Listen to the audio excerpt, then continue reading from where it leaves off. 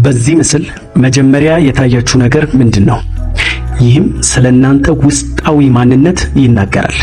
በዚህ ምስል ብዙ ሳታስቡ አይናችሁ ያረፈበትና ቀድማችሁ ያያችሁት ነገር የውስጥ ማንነታችሁ ምን አይነት እንደሆነ ግልጥ አድርጎ ያሳያል።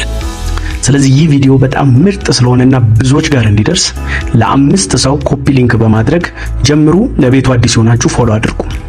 በዚህ ምስል መጀመሪያ የታያችሁ የደመና ምስል ከሆነ ያ ማለት እናንተ በውጪ በጣም ጠንካራና ራስ አወቅ የምትመስሉ ውስጣችሁ ግን በጣም ስስ የሆነ ትንሽ ንግግር እንኳን በጣም የሚጎዳችሁ አይነት ሰዎች ስትሆኑ ነገር ግን በውጪ የማታስታውቁ አይነት ሰዎች ናችሁ።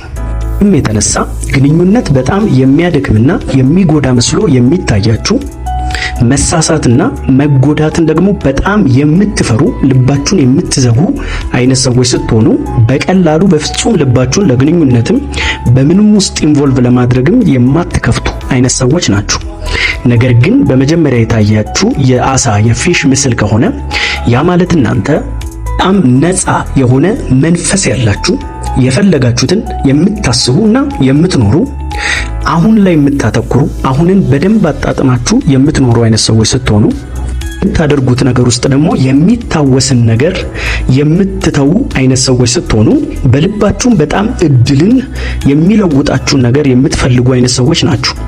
ተንቀሳቃሽ እንዲሁም ጀብደኛ አድቬንቸር የሚወድ በጣም ክፍት ስሜት ያለው ግንኙነት አክባሪና ሁሉን ነገር ከልባችሁ የምታደርጉ አይነት ሰዎች ናችሁ ማለት ነው።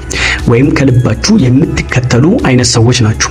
ይህ ፐርሰናሊቲስ ማንነታችሁን ከገለጠላችሁ ለ5 ሰው ቪዲዮ ኮፒ ሊንክ አድርጉ፣ ላይክ አድርጉ፣ ሐሳባችሁን በኮሜንት ሴክሽን ላይ አሳውቁኝ። አመሰግናለሁ።